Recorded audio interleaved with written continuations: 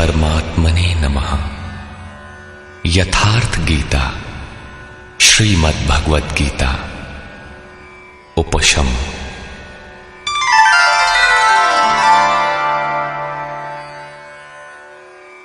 इस प्रकार 1 से 18 अध्याय तक श्री गीता का कैसेट प्रसारण पूर्ण हुआ।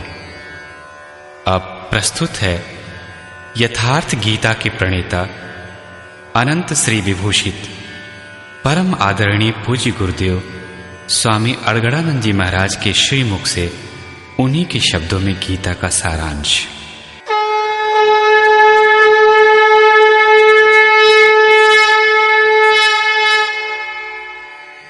आदरणीय संपूर्ण धराधाम के निवासियों, परम श्रेय शाश्वत शांति के स्रोत श्री गीता के मूल प्रश्न पर विचार। प्रायः टीकाओं में लोग नई बात खोजते हैं, किंतु वस्तुतः सत्य तो सत्य है। वह न नया होता है और न पुराना पड़ता है। सत्य अपरिवर्तनशील है, तो कोई दूसरा कहे भी क्या? यदि कहता है तो उसने पाया नहीं। प्रत्येक महापुरुष यदि चलकर उस लक्ष्य तक पहुंच गया तो एक ही बात कहेगा। वह समाज के बीच दरार नहीं डाल सकता। यदि डालता है तो सिद्ध है उसने पाया नहीं। श्री कृष्ण भी उसी सत्य को कहते हैं जो पूर्व मनुष्यों ने देखा था, पाया था, और भविष्य में होने वाले महापुरुष भी यदि पाते हैं तो यही कहेंगे। महापुरुष और उनकी कार्य प्रणाली। महापुरुष दुनिया में सत्य के नाम पर फैली और सत्य सी प्रतीत होने वाली कुरीतियों का शमन करके कल्याण का पथ प्रशस्त कर देते हैं। ये पथ भी दुनिया में पहले से रहता है, किंतु उसी के समांतर उसी की तरह भासने वाले अनेक पथ प्रचलित हो जाते हैं। उनमें से सत्य को छांटना कठिन हो जाता है कि वस्तुतः सत्य है क्या। महापुरुष सत्य स्थित होने से उनमें सत्य की पहचान करते हैं, उसे निश्चित करते हैं और उस सत्य की ओर अभिमुख होने के लिए समाज को प्रेरित करते हैं। यही राम ने किया, महावीर ने किया, यही महात्मा बुद्ध ने किया, यही ईसा ने किया और यही प्रयास मोहम्मद ने किया। कबीर, गुरु नानक इत्यादि सब ने यही किया। महापुरुष जब दुनिया से उठ जाता है तो पीछे के लोग उसके बताए मार्ग पर न चलकर उसके जन्म स्थल, मृत्यु स्थल और उन स्थलों को पूजने लगते हैं जहां वे गए थे। क्रमशः वे उनकी मूर्ति बनाकर पूजने लगते हैं। यद्यपि आरंभ में वे उनकी स्मृति ही संजोते हैं, किंतु कालांतर में भ्रम में पड़ जाते हैं और वही भ्रम रूढ़ी का रूप ले लेता है। योगेश्वर श्री कृष्ण ने भी तत्सामयिक समाज में सत्य के नाम पर पनपे हुए रीति रिवाजों का खंडन करके समाज को प्रशस्त पथ पर खड़ा कर दिया। अध्याय 2:16 में उन्होंने कहा, अर्जुन, असत वस्तु का तो अस्तित्व नहीं है और सत का तीनों कालों में अभाव नहीं है। भगवान होने के कारण ये मैं अपनी ओर से नहीं कह रहा हूं, बल्कि इनका अंतर तत्वदर्शियों ने देखा और वही मैं कहने जा रहा हूं। 13वें अध्याय में उन्होंने क्षेत्रज्ञ का वर्णन उसी प्रकार किया जो ऋषि भीर बहुधा गीतम ऋषियों द्वारा प्रायः गाया जा चुका था। 18वें अध्याय में त्याग और संन्यास का तत्व बताते हुए उन्होंने 4 मतों में से एक का चयन किया और उसे अपना समर्थन दिया। संन्यास। कृष्ण काल में अग्नि को न छूने वाले तथा चिंतन का भी त्याग करके अपने को योगी सन्यासी कहने वालों का संप्रदाय भी पनप रहा था। उसका खंडन करते हुए उन्होंने स्पष्ट किया कि ज्ञान मार्ग तथा भक्ति मार्ग दोनों में से किसी भी मार्ग के अनुसार कर्म को त्यागने का विधान नहीं। कर्म तो करना ही होगा। कर्म करते करते साधना इतनी सूक्ष्म हो जाती है कि सर्व संकल्पों का अभाव हो जाता है, वह पूर्ण संन्यास है। बीच रास्ते में संन्यास नाम की कोई वस्तु नहीं है। केवल क्रियाओं को त्याग देने से तथा अग्नि न छूने से न तो कोई सन्यासी होता है और न योगी, जिसे अध्याय 2, 3, 5, 6 और विशेषकर 18वें अध्याय में देखा जा सकता है। कर्म। ऐसी ही भ्रांति कर्म के संबंध में भी मिलती है। अध्याय 2:39 में उन्होंने बताया कि अर्जुन, अब तक वह बुद्धि तेरे लिए सांख्य योग के विषय में कही गई और अब इसी को तू निष्काम कर्म के विषय में सुन। इससे युक्त होकर तू कर्मों के बंधन का अच्छी तरह नाश कर सकेगा। इसका थोड़ा भी आचरण महान जन्म मरण के भय से उद्धार कराने वाला होता है। इस निष्काम कर्म योग में निश्चयात्मक क्रिया एक ही है, बुद्धि एक ही है, दिशा भी एक ही है, लेकिन अविवेकियों की बुद्धि अनंत शाखाओं वाली है। इसलिए वह कर्म के नाम पर अनेक क्रियाओं का विस्तार कर लेते हैं। अर्जुन, तू नियत कर्म कर, अर्थात क्रियाएं बहुत सी हैं, वे कर्म नहीं है। कर्म कोई निर्धारित दिशा है। कर्म कोई ऐसी वस्तु है जो जन्म जन्मांतरों से चले आ रही शरीरों की यात्रा का अंत कर देता है। यदि एक भी जन्म लेना पड़ा तो यात्रा पूरी कहां हुई। यज्ञ, वह नियत कर्म है कौन सा? श्री कृष्ण ने स्पष्ट किया कि यज्ञार्थात कर्मणो अन्यत्र लोकोयम कर्म बंधनः। अर्जुन, यज्ञ की प्रक्रिया ही कर्म है। इसके अतिरिक्त दुनिया में जो कुछ किया जाता है वह इसी लोक का बंधन है, न कि कर्म। कर्म तो इस संसार बंधन से मोक्ष दिलाता है। अब वह यज्ञ क्या है जिसे क्रियान्वित करें तो कर्म संपादित हो। अध्याय 4 में श्री कृष्ण ने 13-14 तरीके से यज्ञ का वर्णन किया, जो सब मिलाकर परमात्मा में प्रवेश दिलाने वाली विधि विशेष का चित्रण है। योग की क्रिया है जो श्वास से, ध्यान से, चिंतन और इंद्रिय संयम इत्यादि से सिद्ध होने वाला है। श्री कृष्ण ने यह भी स्पष्ट कर दिया कि भौतिक द्रव्यों से इस यज्ञ का कोई संबंध नहीं है। भौतिक द्रव्यों से सिद्ध होने वाले यज्ञ अत्यल्प है। आप करोड़ का ही हवन क्यों न करें। संपूर्ण यज्ञ मन और इंद्रियों की अंतः क्रिया से सिद्ध होने वाले हैं। पूर्ण होने पर यज्ञ जिसकी सृष्टि करता है, उस अमृत तत्व की जानकारी का नाम ज्ञान है।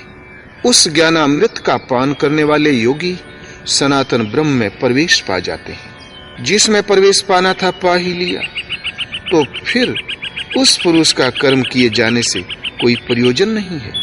इसलिए यावन मात्र कर्म उस साक्षात्कार सहित ज्ञान में शेष हो जाते हैं। कर्म करने के बंधन से वह मुक्त हो जाता है। इस प्रकार निर्धारित यज्ञ को कार्य रूप देना कर्म है। कर्म का शुद्ध अर्थ है आराधना।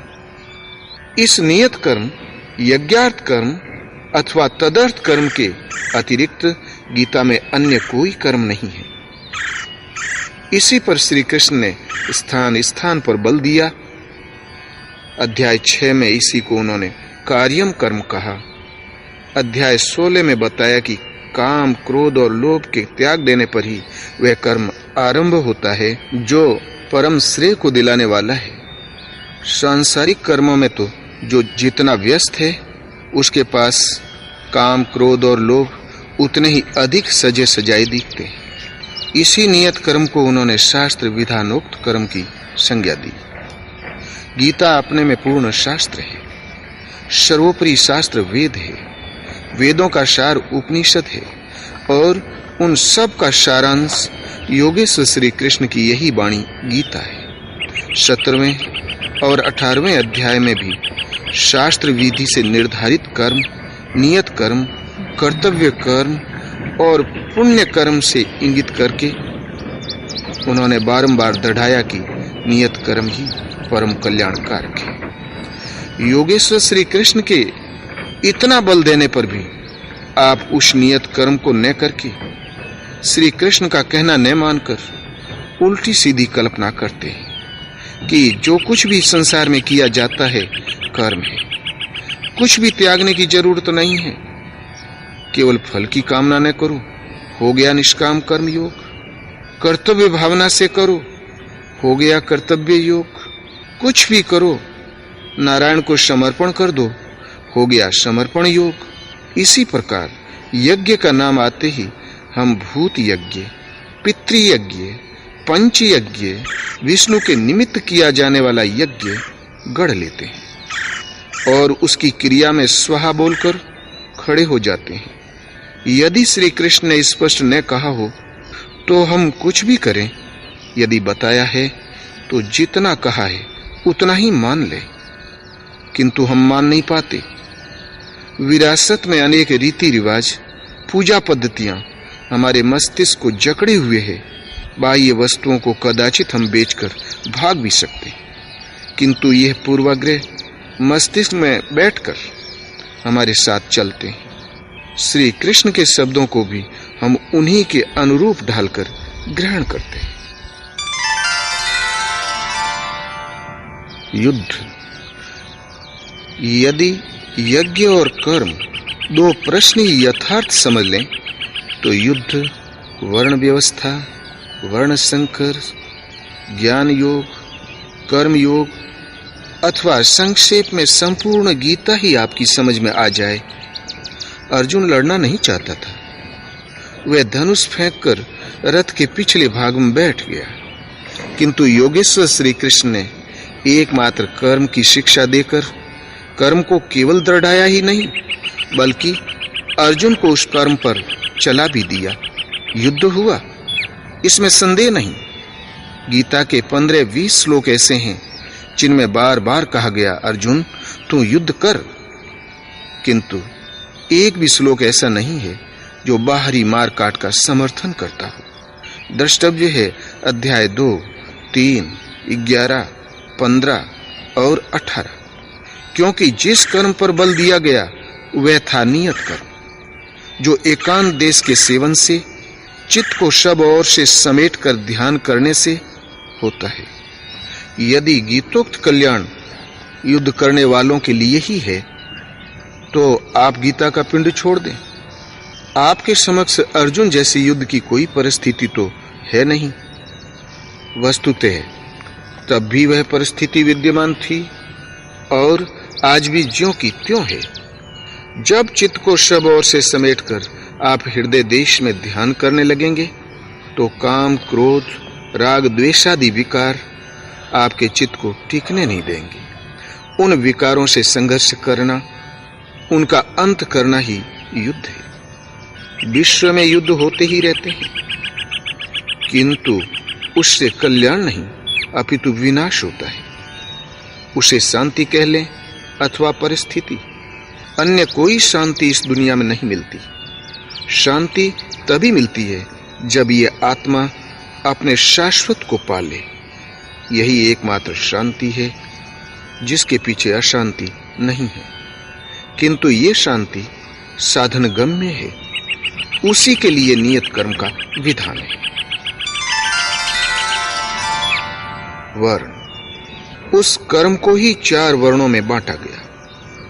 चिंतन में लगते तो सभी हैं, किंतु कोई श्वास प्रश्वास की गति रोकने में सक्षम होगा तो कोई आरंभ में 2 घंटे चिंतन में बैठकर 10 मिनट भी अपने पक्ष में नहीं पाता। ऐसी स्थिति वाला अल्पज्ञ साधक शूद्र श्रेणी का है। वह अपनी स्वाभाविक क्षमता के अनुसार परिचर्या से ही कर्म आरंभ करे। क्रमशः वैश्य, क्षत्रिय और विप्र श्रेणी की क्षमता उसके स्वभाव में ढलती जाएगी। वह उन्नत होता जाएगा, किंतु वह ब्राह्मण श्रेणी भी दोष युक्त है, क्योंकि अब भी वह ब्रह्म अलग है। ब्रह्म में प्रवेश पा जाने पर वह ब्राह्मण भी नहीं रह जाता। वर्ण का अर्थ है आकृति। ये शरीर आपकी आकृति नहीं है। आपकी आकृति वैसी है जैसी आपकी वृत्ति है। श्री कृष्ण कहते हैं, अर्जुन, पुरुष श्रद्धामय है, इसलिए कहीं न कहीं उसकी श्रद्धा अवश्य होगी। जैसी श्रद्धा वाला पुरुष है स्वयं भी वही है। जैसी वृत्ति वैसा पुरुष। वर्ण कर्म की क्षमता का आंतरिक मापदंड है, किंतु लोगों ने नियत कर्म को छोड़कर बाहर समाज में जन्म के आधार पर जातियों को वर्ण मानकर उनकी जीविका निश्चित कर दी। जो एक सामाजिक व्यवस्था मात्र थी, वे कर्म के यथार्थ रूप को तोड़ते मरोड़ते हैं, जिससे उनकी खोखली सामाजिक मर्यादा और जीविका को ठेस न लगे। कालांतर में वर्ण का निर्धारण केवल जन्म से होने लगा, ऐसा कुछ नहीं है। श्री कृष्ण ने कहा, 4 वर्णों की सृष्टि मैंने की। क्या भारत से बाहर सृष्टि नहीं है? अन्यत्र तो इन जातियों का अस्तित्व ही नहीं है। भारत में ही इनके अंतर्गत लाखों जातियां उपजातियां हैं। श्री कृष्ण ने क्या मनुष्यों को बांटा था? नहीं। गुण कर्म विभागशः, गुण के आधार पर कर्म बांटे गए। कर्माणि प्रविभक्तानि, कर्म बांटा गया। कर्म समझ में आ गया तो वर्ण समझ में आ जाएगा, और वर्ण समझ में आ गया तो वर्ण शंकर का यथार्थ रूप आप समझ लें। वर्ण शंकर, इस कर्म पथ से च्युत होना ही वर्ण शंकर है। आत्मा का शुद्ध वर्ण है परमात्मा। उसमें प्रवेश दिलाने वाले कर्म से हटकर प्रकृति में मिश्रित हो जाना ही वर्ण शंकर है। श्री कृष्ण ने स्पष्ट किया कि इस कर्म को किए बिना उस स्वरूप को कोई पाता ही नहीं, और प्राप्ति वाले महापुरुष को कर्म करने से न कोई लाभ है और न छोड़ने से कोई हानि। फिर भी लोक संग्रह के लिए वे कर्म में बरतते हैं। उन महापुरुषों की तरह मुझे भी प्राप्त होने योग्य कोई वस्तु अप्राप्त नहीं है, फिर भी मैं पीछे वालों के हित की इच्छा से कर्म में ही बरतता हूँ। यदि न करूं तो सभी वर्ण संकर हो जाएं। स्त्रियों के दूषित होने से वर्ण संकर होना तो सुना गया, किंतु यहाँ श्री कृष्ण कहते हैं कि स्वरूपस्थ महापुरुष कर्म न करे तब लोग वर्ण संकर हो जाते हैं। उस महापुरुष की नकल करके आराधना बंद कर देने से वे प्रकृति में भटकते रहेंगे, वर्ण संकर हो जाएंगे, क्योंकि इस कर्म को करके ही उस परम निष्कर्म्य की स्थिति को, अपने शुद्ध वर्ण परमात्मा को पाया जा सकता है। ज्ञान योग तथा कर्म योग। कर्म एक ही है, नियत कर्म, आराधना, किंतु उसे करने के दृष्टिकोण 2 हैं। अपनी शक्ति को समझकर हानि लाभ का निर्णय लेकर इस कर्म को करना ज्ञान योग है। इस मार्ग का साधक जानता है कि आज मेरी ये स्थिति है, आगे इस भूमिका में परिणत हो जाऊंगा, फिर अपने ही स्वरूप को प्राप्त करूंगा। इस भावना को लेकर कर्म में प्रवृत्त होता है, अपनी स्थिति का ज्ञान रख कर चलता है, इसलिए ज्ञान मार्गी कहा जाता है। समर्पण के साथ उसी कर्म में प्रवृत्त होना, हानि लाभ का निर्णय इष्ट पर फेंक कर चलना निष्काम कर्म योग है, भक्ति मार्ग है। एक ही महापुरुष से शिक्षा लेकर एक स्वावलंबी होकर उस कर्म में प्रवृत्त होता है, और दूसरा उनसे शिक्षा लेकर उन्हीं पर निर्भर होकर प्रवृत्त होता है। बस अंतर इतना ही है। इसीलिए योगेश्वर श्री कृष्ण ने कहा, अर्जुन, सांख्य द्वारा जो परम सत्य मिलता है वही परम सत्य निष्काम कर्म योग द्वारा भी मिलता है। जो दोनों को एक देखता है वही यथार्थ देखता है। दोनों को क्रिया बताने वाला तत्वदर्शी एक है, क्रिया भी एक ही है, आराधना। कामनाओं का त्याग दोनों करते हैं और परिणाम भी एक ही है, केवल कर्म करने का दृष्टिकोण 2 है। एक परमात्मा। नियत कर्म मन और इंद्रियों की एक निर्धारित अंतः क्रिया है। जब कर्म का यही स्वरूप है तो बाहर प्रतीक पूजना कहां तक संगत है? भारत में हिंदू कहलाने वाला समाज, जिनके पूर्वजों ने परम सत्य की शोध करके देश विदेश में उसका प्रचार किया, उस पथ पर चलने वाला विश्व में कहीं भी हो सनातन धर्मी ही है। इतना गौरवशाली हिंदू समाज कामनाओं से विवश होकर विविध भ्रांतियों में पड़ गया।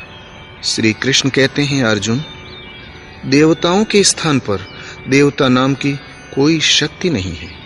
जहां कहीं भी मनुष्य की श्रद्धा झुकती है, उसकी ओट में खड़ा होकर मैं ही फल देता हूं, उसकी श्रद्धा को पुष्ट करता हूं, क्योंकि मैं ही सर्वत्र हूं। किंतु उनका वह पूजन अविधि पूर्वक है, उनका फल नाशवान है। कामनाओं से जिनके ज्ञान का अपहरण हो गया है, वे मूढ़ बुद्धि ही अन्य देवताओं को पूजते हैं। सात्विक लोग देवताओं को पूजते हैं, राजसी यक्ष राक्षसों को तथा तामसी भूत प्रेतों को पूजते हैं, घोर तप करते हैं। किंतु अर्जुन, वे शरीर में स्थित भूत समुदाय और अंतःकरण में स्थित मुझ परमात्मा को कृष्ण करते हैं, न कि पूजते हैं। उन्हें निश्चय ही तू आसुरी स्वभाव से संयुक्त जान, असुर जान। इससे अधिक श्री कृष्ण क्या कहते? उन्होंने स्पष्ट कहा, अर्जुन, ईश्वर सभी प्राणियों के हृदय में रहता है, केवल उसी की शरण जाओ। पूजा की स्थली हृदय में है, बाहर नहीं। फिर भी लोग पत्थर पानी देवी देवताओं का पीछा करते ही हैं। उन्हीं के साथ श्री कृष्ण की भी एक प्रतिमा बढ़ा लेते हैं। श्री कृष्ण की ही साधना पर बल देने वाले तथा जीवन भर मूर्ति पूजा का खंडन करने वाले बुद्ध की भी मूर्ति उनके अनुयायियों ने बना ली और लगे पूजा करने, दीप दिखाने। जबकि बुद्ध ने कहा था, आनंद, तथागत की शरीर पूजा में समय नष्ट न करना। मंदिर, मस्जिद, चर्च, तीर्थ, मूर्तियां तथा स्मारकों से पूर्ववर्ती महापुरुषों की स्मृतियां संजोई जाती है, जिससे उनकी उपलब्धियों का स्मरण होता रहे। महापुरुषों में स्त्रियां, पुरुष सभी होते आए हैं। जनक की कन्या सीता पिछले जन्म में एक ब्राह्मण कन्या थी। अपने पिता की प्रेरणा से पर ब्रह्म को पाने के लिए उसने तपस्या की, किंतु सफल न हो सकी।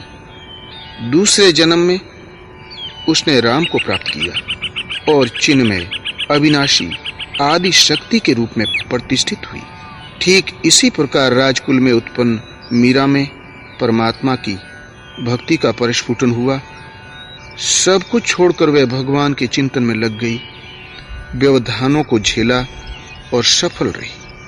उनकी स्मृति संजोने के लिए मंदिर बने, स्मारक बने, ताकि समाज उनके उपदेशों से अनुप्राणित हो सके। मीरा, सीता अथवा इस पक्ष का शोध करता प्रत्येक महापुरुष हमारा आदर्श है। हमें उनके पद चिन्हों का अनुसरण करना चाहिए।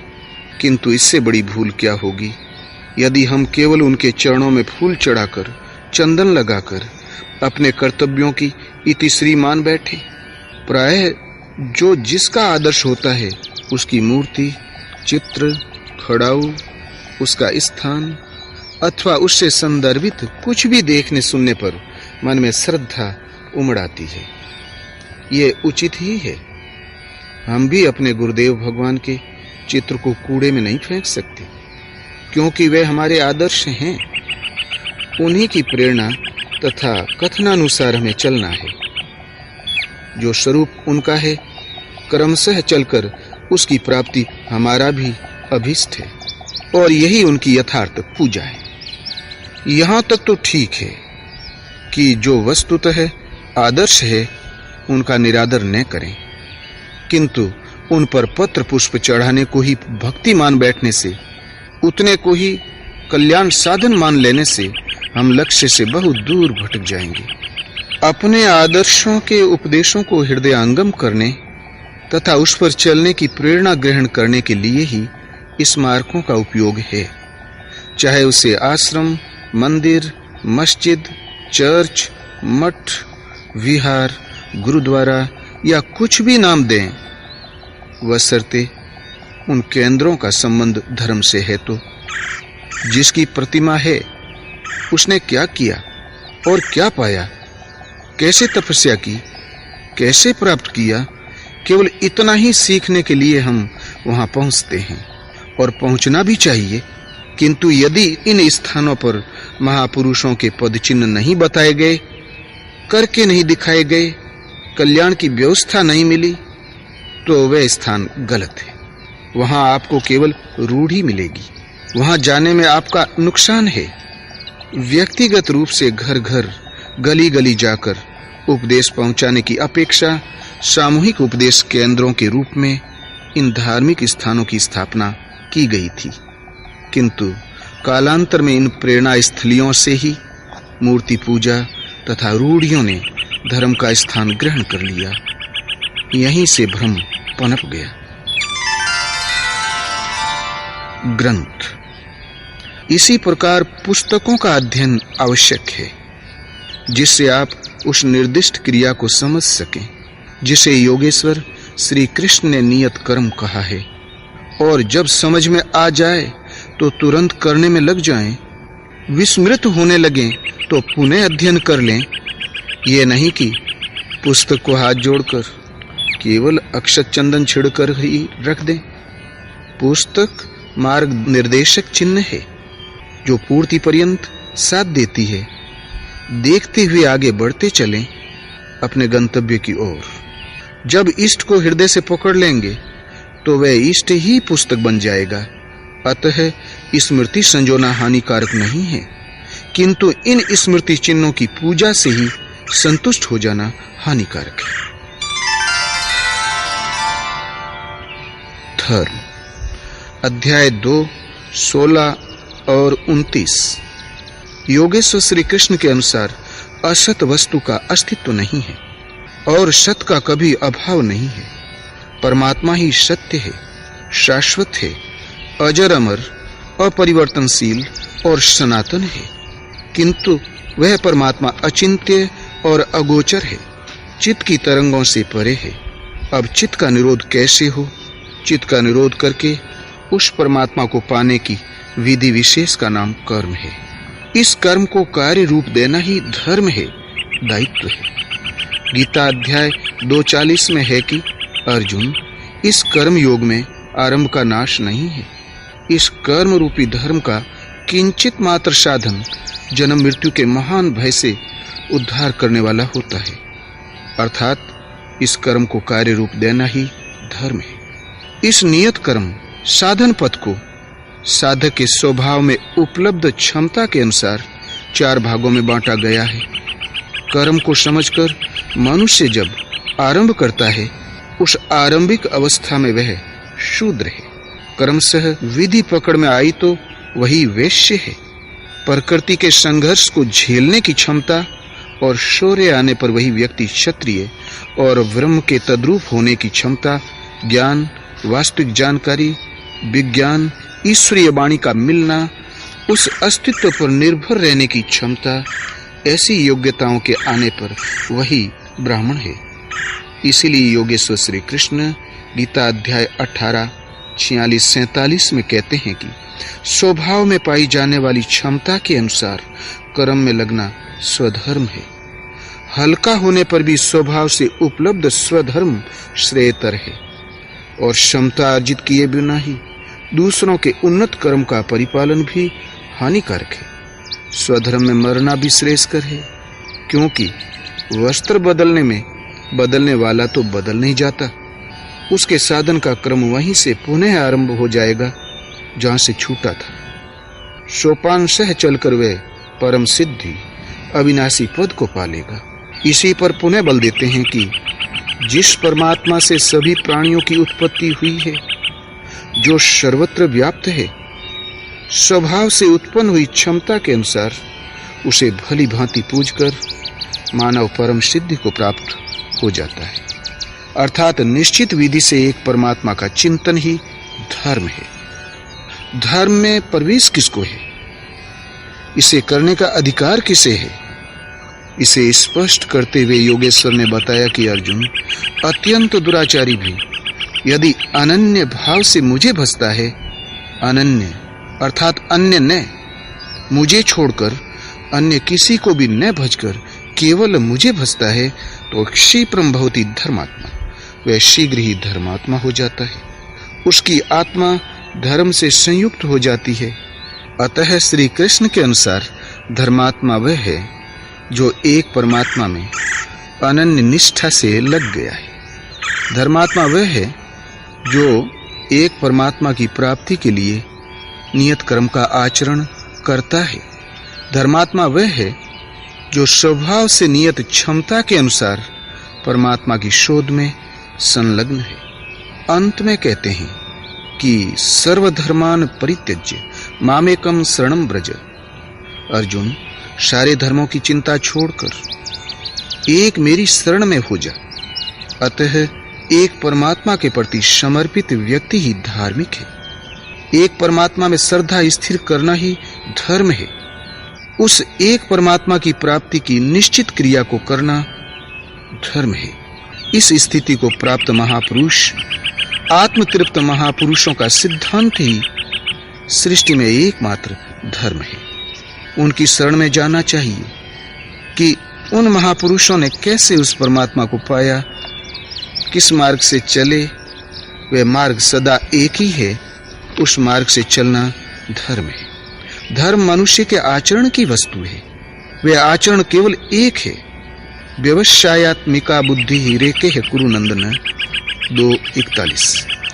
इस कर्म योग में निश्चयात्मक क्रिया एक ही है।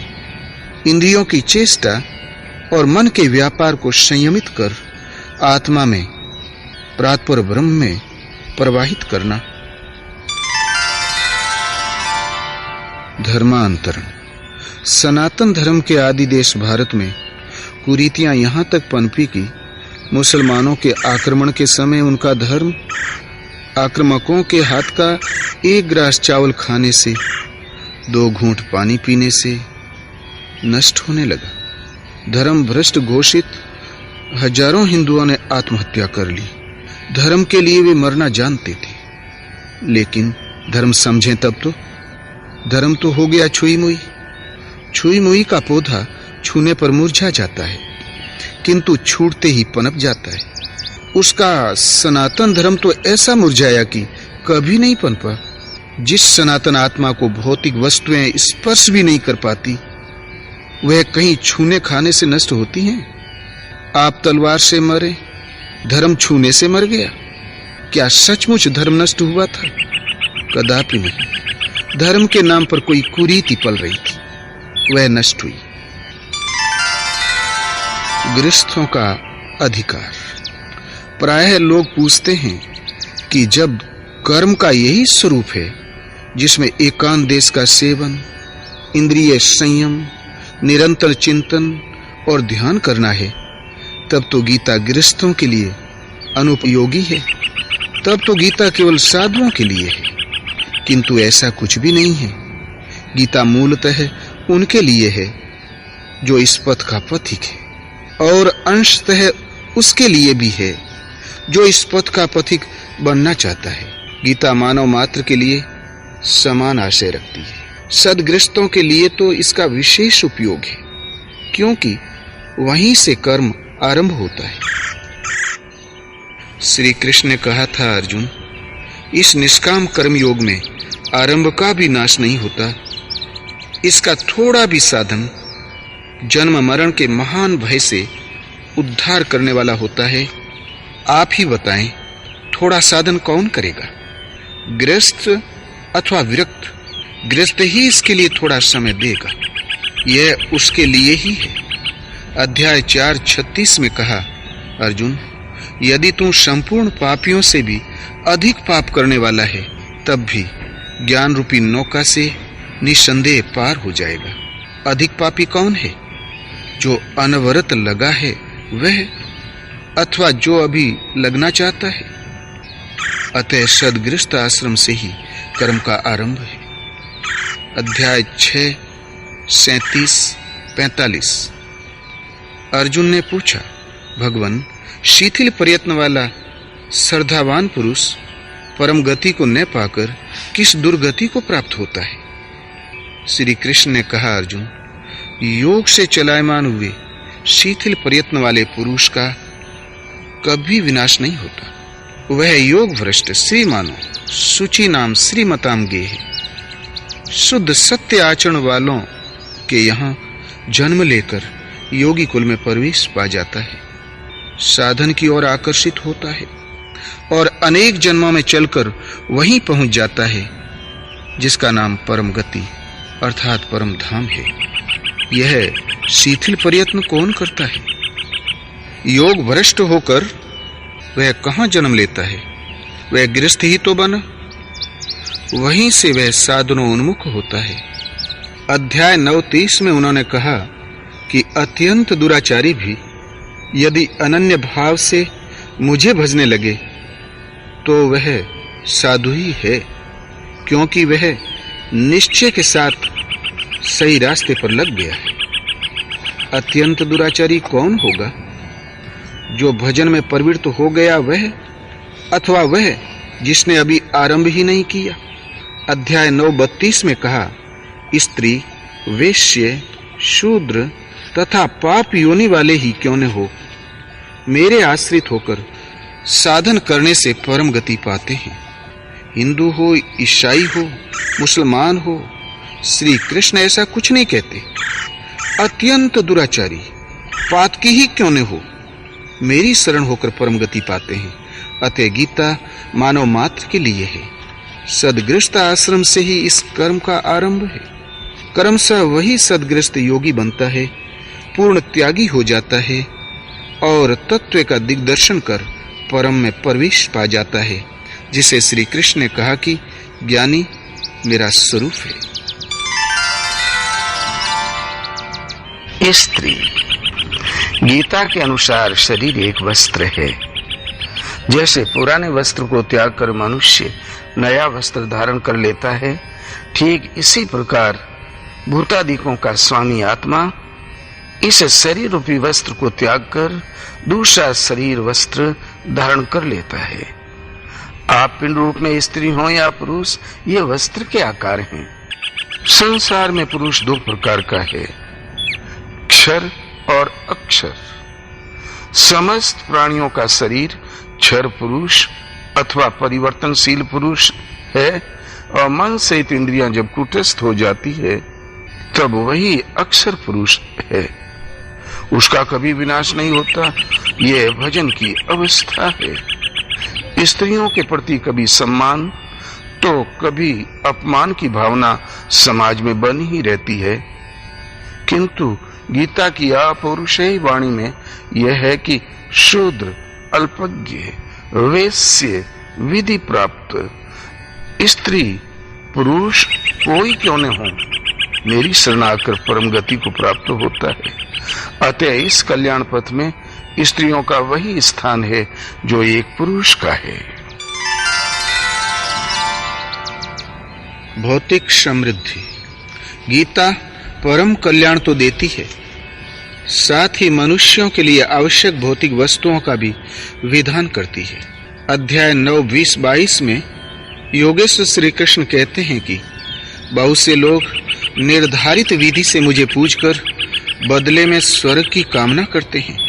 उन्हें विशाल स्वर्ग लोग मिलता है, मैं देता हूं। जो मांगोगे वह मुझसे मिलेगा, किंतु उपभोग के पश्चात समाप्त हो जाएगा, क्योंकि स्वर्ग के भोग भी नश्वर हैं, उन्हें पुनः जन्म लेना पड़ेगा।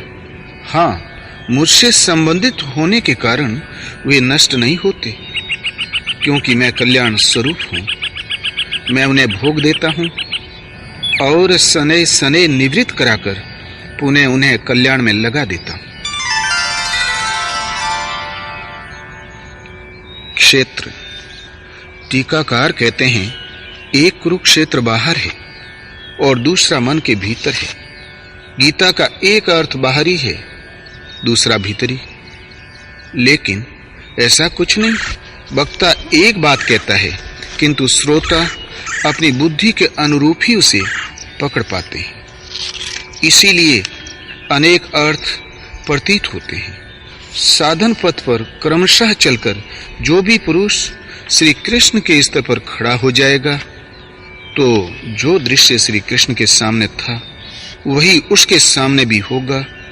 वही महापुरुष उनके मनोगत भावों को, गीता के संकेतों को समझ सकता है, समझा सकता है।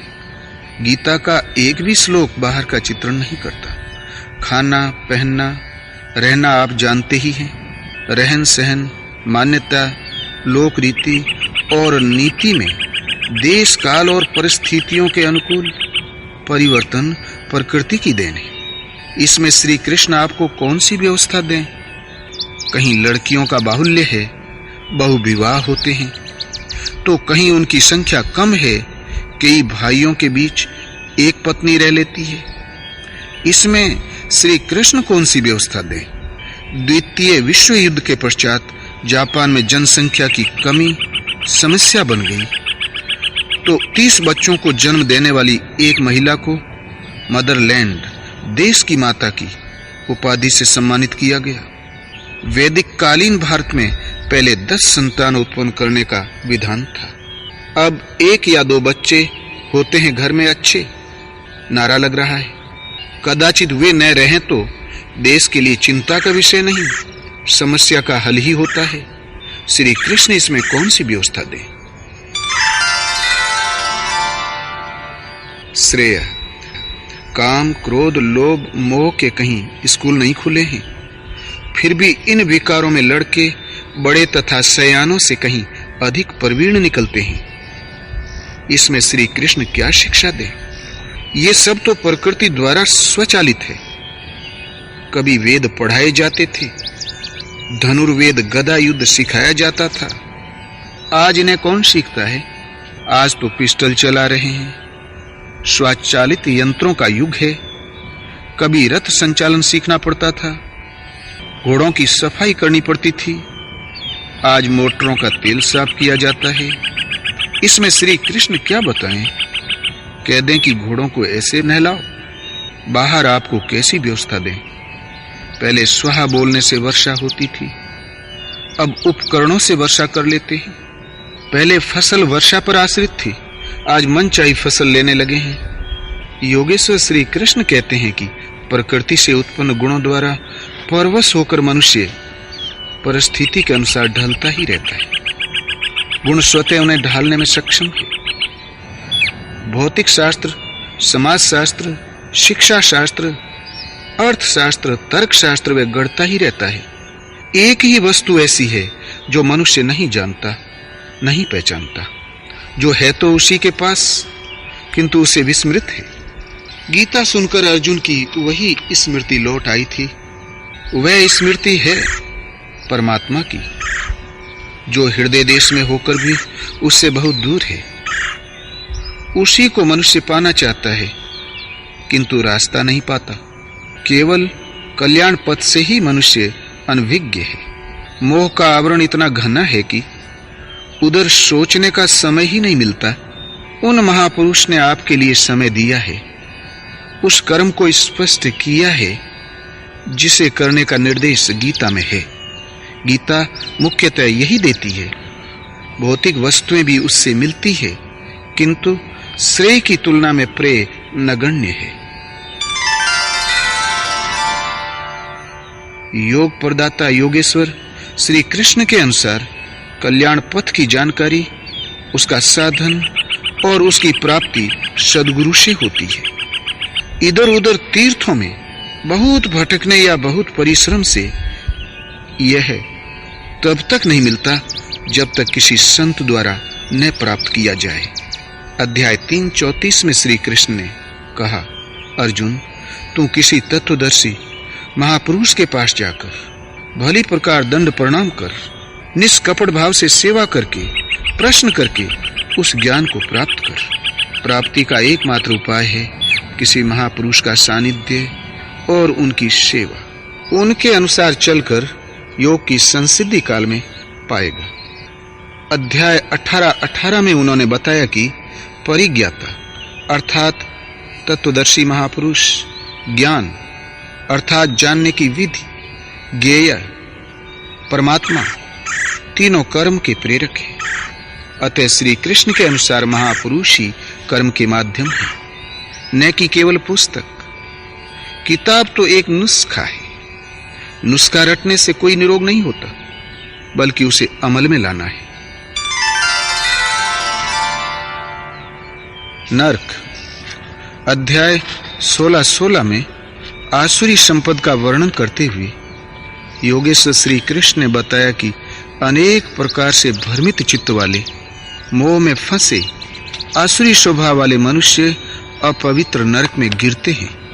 प्रश्न स्वाभाविक है कि नरक है कैसा और किसे कहते हैं। इसी क्रम में स्पष्ट करते हैं कि मुझसे द्वेष रखने वाले नराधमों को मैं बारंबार आसुरी योनियों में गिराता हूं, अजस्र आसुरी योनियों में गिराता हूं। यही नरक है। इस नरक का द्वार क्या है? उन्होंने बताया कि काम, क्रोध और लोभ नरक के 3 द्वार हैं, जिनमें आसुरी संपद गठित होती है। अतः बारंबार कीट, पतंग, पशु इत्यादि योनियों में आना ही नरक है। पिंडदान। प्रथम अध्याय में विषादग्रस्त अर्जुन को आशंका थी कि युद्ध जनित नरसंहार से पितरलोग पिंडदान और अर्पण से वंचित हो जाएंगे, पितर गिर जाएंगे। इस पर भगवान श्री कृष्ण ने कहा कि अर्जुन, तुझे यह अज्ञान कहां से हो गया? पिंडोदक क्रिया को योगेश्वर ने अज्ञान कहा और बताया कि जिस प्रकार जीर्ण शीर्ण वस्त्र को त्याग कर मनुष्य नया वस्त्र धारण कर लेता है, ठीक इसी प्रकार यह आत्मा जीर्ण शरीर को छोड़कर तत्काल शरीर रूपी नवीन वस्त्र को ग्रहण कर लेता है। यहाँ शरीर मात्र एक वस्त्र है, और जब आत्मा ने केवल वस्त्र बदला, वह मरा नहीं, नश्वर शरीर को ही बदला है, उसकी व्यवस्थाएं पूर्ववत है, तो इस भोजन, पिंडदान, आसन, शैया, सवारी, आवास या जल इत्यादि से किसे तृप्त किया जाता है? यही कारण है कि योगेश्वर ने इसे अज्ञान कहा। अध्याय 15-7 में इसी पर बल देते हुए कहते हैं कि यह आत्मा मेरा सनातन अंश है, स्वरूप है, और मन सहित 5 इंद्रियों के कार्यकलाप जन्य संस्कार को लेकर दूसरे शरीर को धारण कर लेती है, और मन सहित खट इंद्रियों के द्वारा अगले शरीर में विषय भोगों को भोगती है। आत्मा ने जिस शरीर को धारण किया, वहां भी भोग सामग्री उपलब्ध है। फिर पिंडदान क्यों दिया जाता है? पिंडदान कैसा? इधर एक शरीर को छोड़ा, उधर दूसरे शरीर को धारण किया, वह सीधा उस शरीर में जाता है। बीच में कोई विराम नहीं, कोई स्थान नहीं। तो हजारों पीढ़ियों के पितरों का अनादि काल से पड़ा रहना और उनकी जीविका वंश परंपरा के हाथ निर्धारित करना तथा पिंजड़े के पंछी की तरह उनका रुदन पतन एक अज्ञान मात्र है। इसीलिए श्री कृष्ण ने इसे अज्ञान कहा। पाप और पुण्य, इस प्रश्न पर समाज में अनेक भ्रांतियां हैं, किंतु योगेश्वर श्री कृष्ण के अनुसार रजोगुण से उत्पन्न यह काम और क्रोध भोगों से कभी तृप्त न होने वाले महान पापी है। अर्थात काम ही एकमात्र पापी है। पाप का उद्गम काम है, कामनाएं। ये कामनाएं रहती कहां हैं? श्री कृष्ण ने बताया कि इंद्रियां, मन और बुद्धि इसके वास स्थान कहे जाते हैं। जब विकार तन में नहीं मन में ही होते हैं, तो शरीर धोने से क्या होगा? श्री कृष्ण के अनुसार इस मन की शुद्धि होती है नाम जप से, ध्यान से, समकालीन किसी तत्वदर्शी महापुरुष की सेवा से, उनके प्रति समर्पण से, जिसके लिए वे 4:34 में प्रोत्साहित करते हैं कि तद विद्धि प्रणिपातेन, सेवा और प्रश्न करके उस ज्ञान को प्राप्त करो जिससे सभी पाप नष्ट हो जाते हैं। अध्याय 3:13 में उन्होंने कहा कि यज्ञ से शेष बचे अन्न को खाने वाले संतजन संपूर्ण पापों से छूट जाते हैं, और जो शरीर के लिए कामना करते हैं वे पापी पाप ही खाते हैं। यहाँ यज्ञ चिंतन की एक निश्चित क्रिया है, जिससे मन में निहित चराचर जगत के संस्कार जल जाते हैं। शेष केवल ब्रह्म ही बचता है। अतः शरीर के जन्म का जो कारण है वही पाप है, और जो उस अमृत तत्व को दिलाने वाला है, जिसके पश्चात कभी शरीर धारण न करना पड़े, वही पुण्य कर्म है।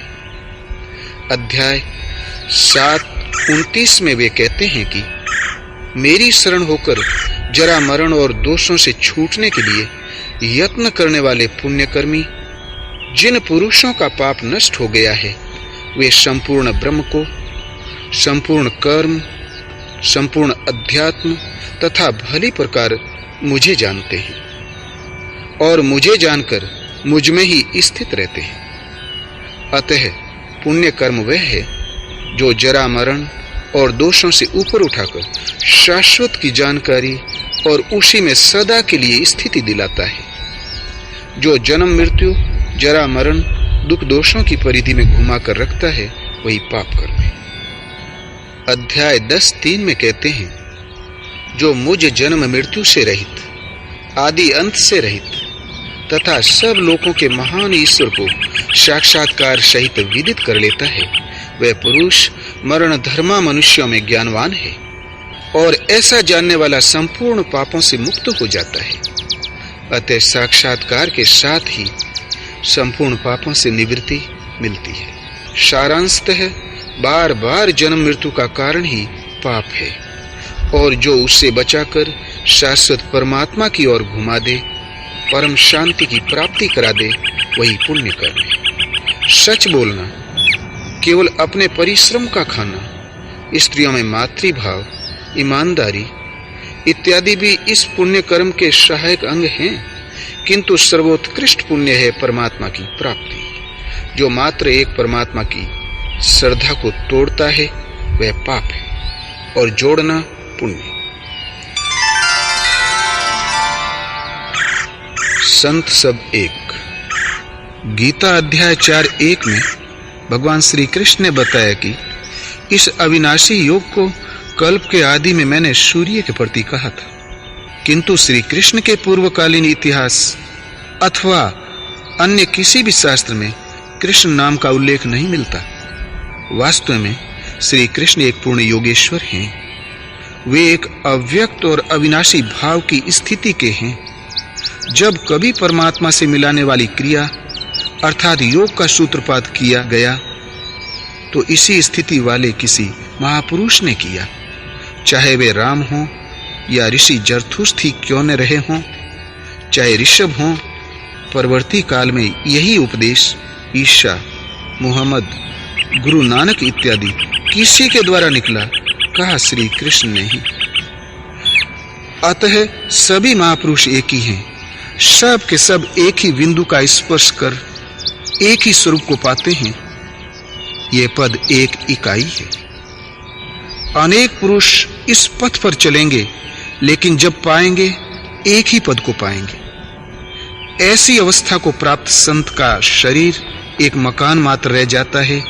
वे शुद्ध आत्मा स्वरूप हैं। ऐसी स्थिति वालों ने कभी कुछ कहा तो एक योगेश्वर ने ही कहा। संत कहीं न कहीं तो जन्म लेता ही है, पूर्व अथवा पश्चिम में, श्याम अथवा श्वेत परिवार में, पूर्व प्रचलित किन्हीं धर्मावलंबियों के बीच अथवा अबोध कबीलों में, सामान्य जीवन जीने वाले गरीब अथवा अमीरों में। जन्म लेकर भी संत उनकी परंपरा वाला नहीं होता। वह तो अपने लक्ष्य परमात्मा को पकड़कर स्वरूप की ओर अग्रसर हो जाता है, वही हो जाता है। उनके उपदेशों में जाति पाति, वर्ग भेद और अमीर गरीब की दीवारें नहीं रहती हैं। यहां तक कि उनकी दृष्टि में नर मादा का भेद भी नहीं रह जाता। देखें गीता 15:16, द्वाविमो पुरुषो लोके। महापुरुषों के पश्चात उनके अनुयायी अपना संप्रदाय बनाकर संकुचित हो जाते हैं।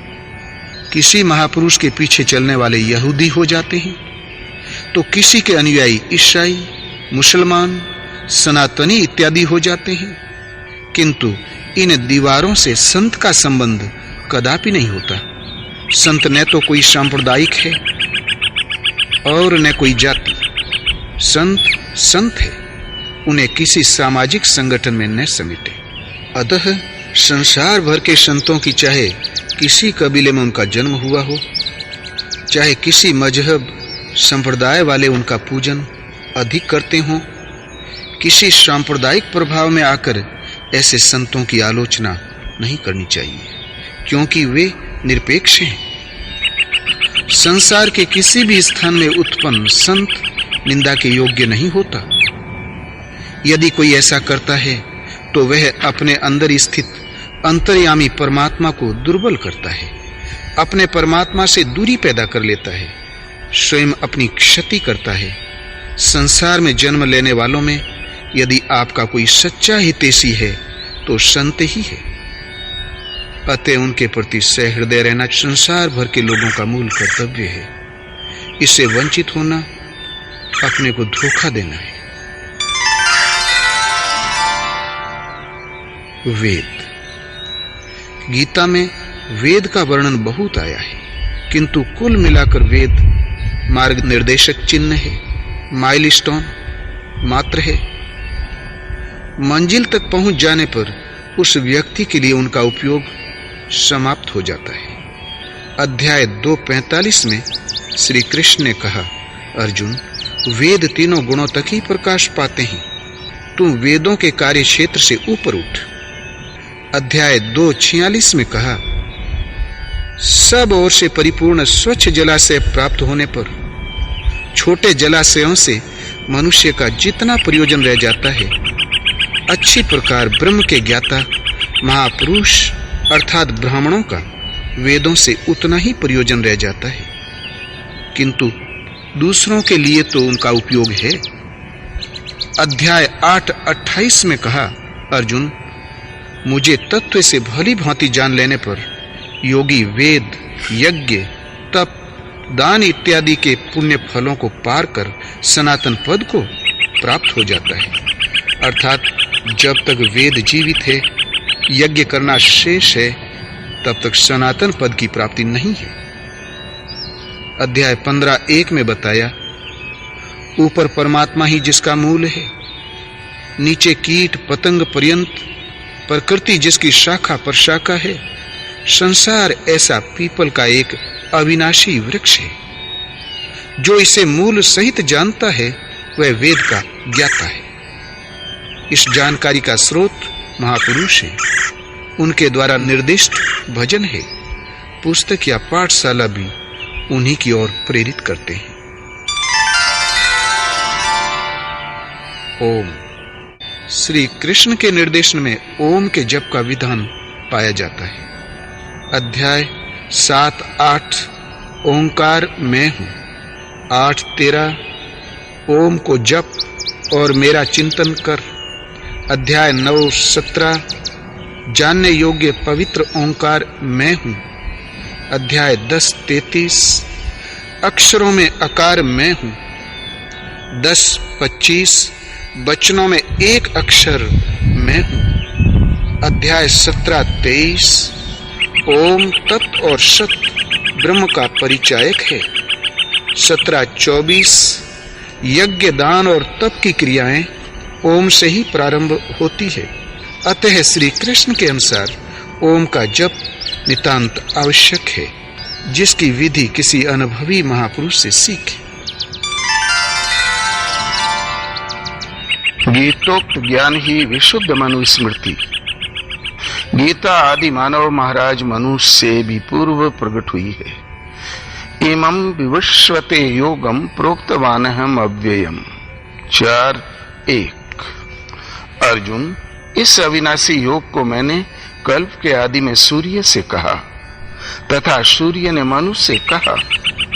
मनु ने उसे श्रवण कर अपनी याददाश्त में धारण किया, क्योंकि श्रवण की गई वस्तु मन की स्मृति में ही रखी जा सकती है। इसी को मनु ने राजा इक्ष्वाकु से कहा। इक्ष्वाकु से राज ऋषियों ने जाना और इस महत्वपूर्ण काल से ये अविनाशी योग इसी पृथ्वी में लुप्त हो गया। आरंभ में कहने और श्रवण करने की परंपरा थी, लिखा भी जा सकता है, ऐसा कल्पना नहीं थी। मनु महाराज ने इसे मानसिक स्मृति में धारण किया तथा स्मृति की परंपरा दी, इसलिए यह गीतोक्त ज्ञान ही विशुद्ध मनु स्मृति है। भगवान ने यह ज्ञान मनु से भी पूर्व सूर्य से कहा, तो इसे सूर्य स्मृति क्यों नहीं कहते? वस्तुतः सूर्य ज्योतिर्मय परमात्मा का वह अंश है जिससे इस मानव सृष्टि का सृजन हुआ। भगवान श्री कृष्ण कहते हैं, मैं ही परम चेतन बीज रूप से पिता हूं। प्रकृति गर्भ धारण करने वाली मां है, वह बीज रूप पिता सूर्य है। सूर्य परमात्मा की वह प्रशक्ति है जिसने मानव की संरचना की। वह कोई व्यक्ति नहीं, और जहां परमात्मा के उस ज्योतिर्मय तेज से मानव की उत्पत्ति हुई, उस तेज में वह गीतोक्त ज्ञान भी प्रसारित किया, अर्थात सूर्य से कहा। सूर्य ने अपने पुत्र मानु से कहा, इसलिए यह मानु स्मृति है।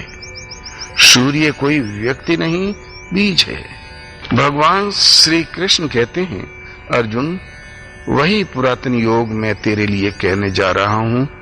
तू प्रिय भक्त है, अनन्य सखा है। अर्जुन मेधावी थे, सच्चे अधिकारी थे। उन्होंने प्रश्न परिप्रश्नों की श्रृंखला खड़ी कर दी कि आपका जन्म तो अब हुआ है और सूर्य का जन्म बहुत पहले हुआ है। इसे आपने ही सूर्य से कहा, ये मैं कैसे मान लूं? इस प्रकार 20-25 प्रश्न उन्होंने किए। गीता के समापन तक उनके संपूर्ण प्रश्न समाप्त हो गए। तब भगवान ने जो प्रश्न अर्जुन नहीं कर सकते थे, जो उनके हित में थे, उन्हें स्वयं उठाया और समाधान दिया। अंततः भगवान ने कहा, अर्जुन, क्या तुमने मेरे उपदेश को एकाग्रचित्त हो श्रवण किया? क्या मोह से उत्पन्न तुम्हारा अज्ञान नष्ट हुआ? अर्जुन ने कहा, नष्टो मोह स्मृतिर्लब्धा त्वत्प्रसादात् मयाच्युत स्थितोऽस्मि गत संदेहः करिष्ये वचनम तव। भगवान, मेरा मोह नष्ट हुआ, मैं स्मृति को प्राप्त हुआ हूँ। केवल सुना भर नहीं, अपितु स्मृति में धारण कर लिया है। मैं आपके आदेश का पालन करूंगा, युद्ध करूंगा। उन्होंने धनुष उठा लिया, युद्ध हुआ, विजय प्राप्त की। एक विशुद्ध धर्म साम्राज्य की स्थापना हुई और एक धर्मशास्त्र के रूप में वही आदि धर्मशास्त्र गीता पुनः प्रसारण में आ गई। गीता आपका आदि धर्मशास्त्र है। यही मनुस्मृति है जिसे अर्जुन ने अपनी स्मृति में धारण किया था। मनु के समक्ष 2 कृतियों का उल्लेख है। एक तो पिता से उपलब्ध गीता, दूसरे वेद मनु की समक्ष उतरे। तीसरी कोई कृति मनु के समय में प्रकट नहीं हुई थी। उस समय लिखने लिखाने का प्रचलन नहीं था, कागज कलम प्रचलन नहीं था, इसलिए ज्ञान को श्रुत अर्थात सुनने और स्मृति पटल पर धारण करने की परंपरा थी।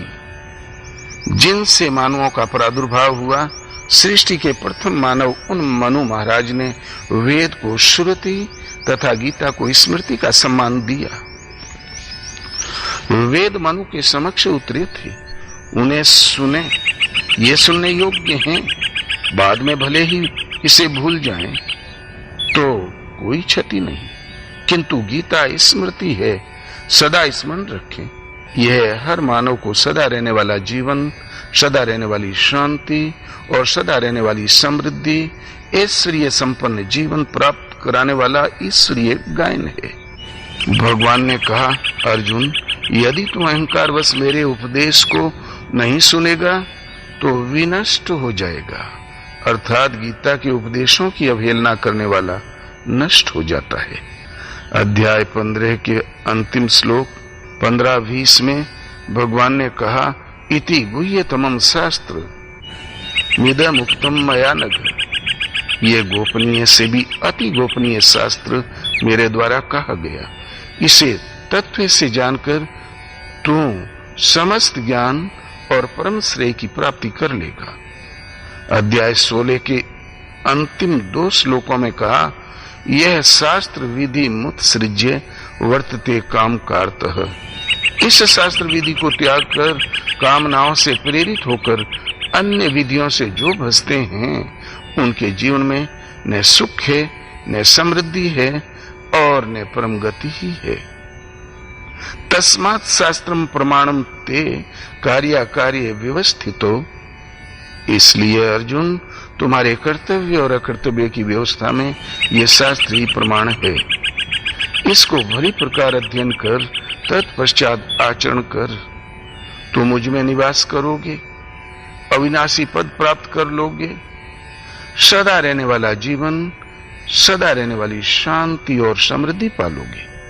गीता मनुस्मृति है और भगवान श्री कृष्ण के अनुसार गीता ही धर्म शास्त्र है। अन्य कोई शास्त्र नहीं, कोई अन्य स्मृति नहीं है। समाज में प्रचलित अनेकानेक स्मृतियां गीता के विस्मृत हो जाने का दुष्परिणाम है। स्मृतियां कतिपय राजाओं के संरक्षण में लिखी समाज में ऊंच नीच की दीवार सृजित करने, इसे बनाए रखने का उपाय है। मनु के नाम पर प्रचारित तथा कथित स्मृति में मनुकालीन वातावरण का चित्रण नहीं है। मूल मनु स्मृति गीता एक परमात्मा को ही सत्य मानती है, उसमें विलय दिलाती है, किंतु वर्तमान काल में प्रचलित लगभग 164 स्मृतियां परमात्मा का नाम तक नहीं लेती, न परमात्मा की प्राप्ति के उपायों पर प्रकाश डालती हैं। वे केवल स्वर्ग के आरक्षण तक ही सीमित रहकर न अस्ति जो है नहीं उन्हीं को ही प्रोत्साहन देती है। मोक्ष का उनमें उल्लेख तक नहीं है।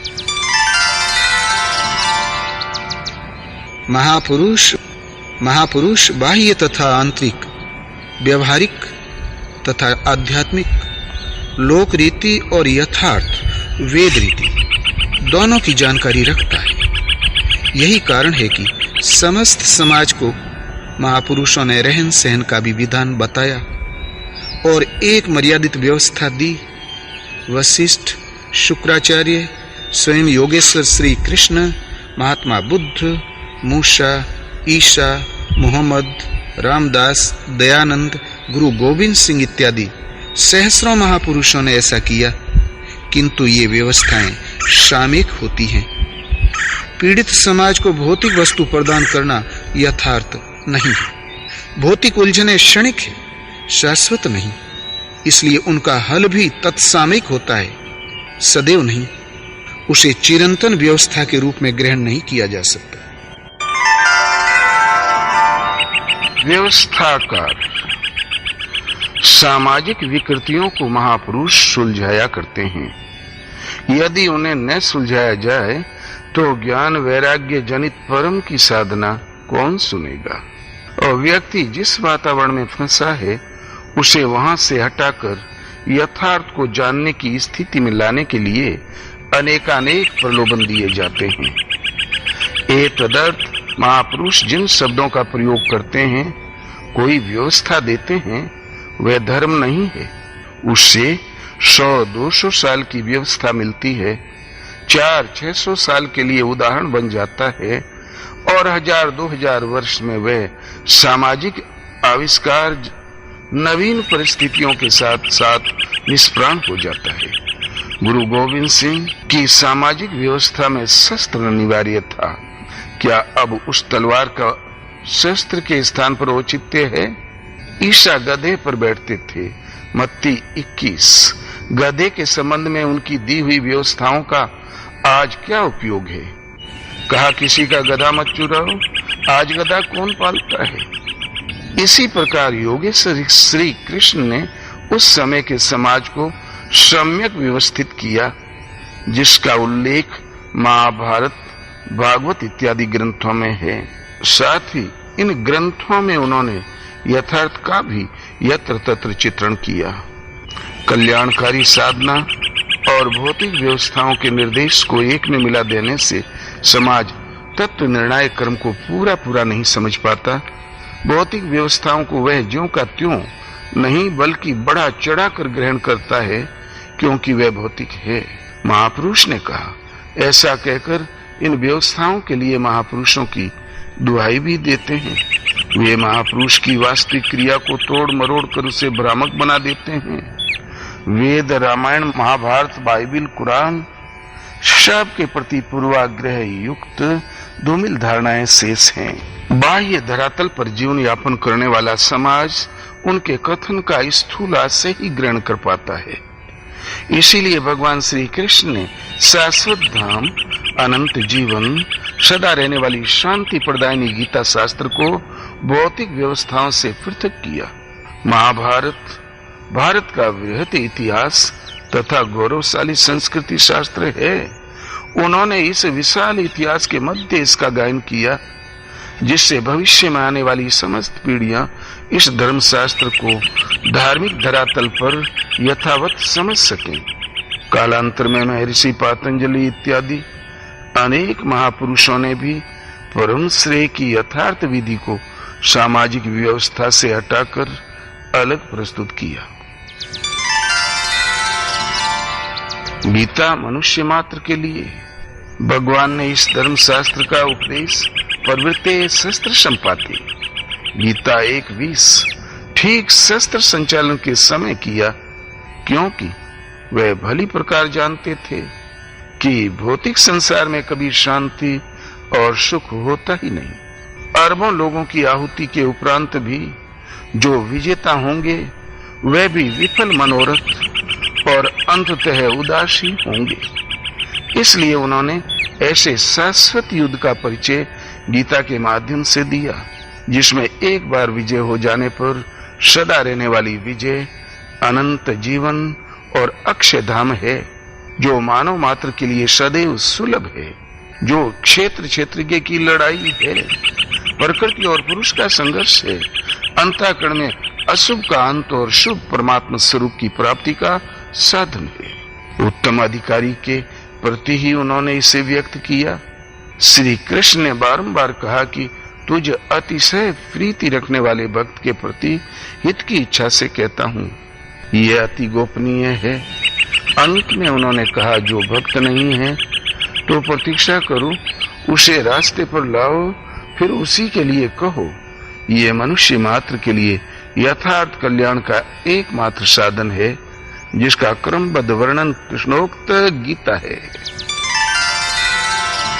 प्रस्तुत टीका। योगेश्वर श्री कृष्ण के द्वारा प्रसारित श्री मद्भगवद गीता के आशय का यथावत अनुवाद करने के कारण प्रस्तुत टीका का नाम यथार्थ गीता है। यह भगवान की अंतस प्रेरणा पर आधारित है। गीता अपने में पूर्ण साधन ग्रंथ है। संपूर्ण गीता में संदेह का एक भी स्थल नहीं है। जहाँ कहीं संदेह है वह बौद्धिक स्तर पर इसे जाना नहीं जा सकता, इसलिए प्रतीत होता है। अतः कहीं समझ न आए तो किसी तत्वदर्शी महापुरुष के सानिध्य में समझने का प्रयास करें। भगवान का कहना है, तद विद्धि प्रणिपातेन परिप्रश्नेन सेविया उपदेक्षन्ति ते ज्ञानम ज्ञानिनस्तत्वदर्शिनः। ओम शांति शांति शांति। यथार्थ गीता योगेश्वर श्री कृष्ण की परम पुनीत वाणी श्रीमद् भगवद गीता का ही अर्थ है। इसमें आपके हृदय में स्थित परमात्मा की प्राप्ति के विधान का प्राप्ति के पश्चात किया गया चित्रण है। अवहेलना की दृष्टि से इसका उपयोग वर्जित है, अन्यथा हम अपने लक्ष्य की जानकारी से वंचित रह जाएंगे। इसके श्रद्धा पूर्वक अध्ययन से मानव अपने कल्याण के साधन से भरपूर हो जाता है और यत् किंचित भी ग्रहण करेगा तो परम श्रेय को प्राप्त कर लेगा, क्योंकि इस ईश्वर पथ में आरंभ का कभी नाश नहीं होता। अंतिम निवेदन। गीता मानव के मूल कमियों को दूर करती है। यह 18 अध्याय गीता के कैसेट श्रवण से आप समझ ही जाएंगे। जिसका प्रथम पुष्प पारब्रह्म परमेश्वर की संतानों को सादर समर्पित है। आज तारीख 20/2/94। ओम शांति शांति शांति।